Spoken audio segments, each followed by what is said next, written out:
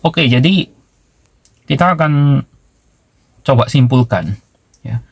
Apa bahayanya dari kita pinjam mau kita jadi peminjam alias jadi kita yang memberikan pinjaman di sebuah platform yang bernama peer-to-peer lending atau pinjaman online atau equity crowdfunding, atau juga mungkin kita melakukan penempatan deposito di BPR melalui sebuah platform. Gimana bahayanya ya? Nah, ini kita ulas sedikit ya, dari titik bahayanya aja.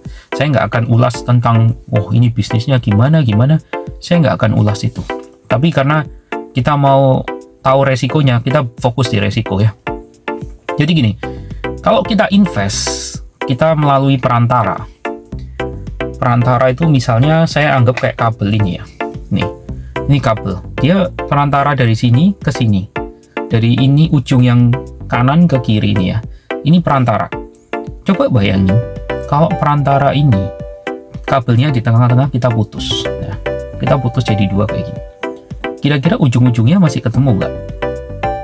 Nah, itulah kenapa ketika kita invest di satu tempat yang dia mengatasnamakan dirinya P2P lending atau pinjaman online atau juga platform deposito atau juga equity crowdfunding, kita harus tahu si pihak tengah ini manajemennya kayak apa, dia seberapa jauh bisa bertindak, kalau bisa membantu kita sebagai investor, kita sebagai orang yang taruh uang di mereka. Kalau ternyata di sisi yang ini bermasalah, kita kan ada di sisi yang ini, sisi kiri. Kalau sisi kanannya bermasalah gimana? Si pihak tengah ini harus bisa mempertemukan loh, ya. Jadi meskipun diawasin oleh OJK dan terdaftar di OJK, tetapi apakah OJK mau ikut campur kalau misalnya ada masalah? Pengalaman saya sih tidak. Jadi kalian harus benar-benar tahu titik tengahnya ini loh. Misalnya perantaranya itu si A mau ketemu si C, B ini perantara. Kalian harus kenal B. Jadi nggak cukup kenal A, nggak cukup kenal C, B juga harus kenal. Jadi yang dikenal adalah dua orang kalau pakai perantara itu ya.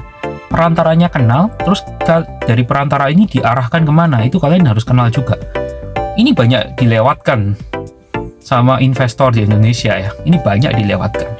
Jadi ketika ada case, semuanya pada nangis bombay. Kenapa? Karena dari awal mereka nggak mau aware masalah ini.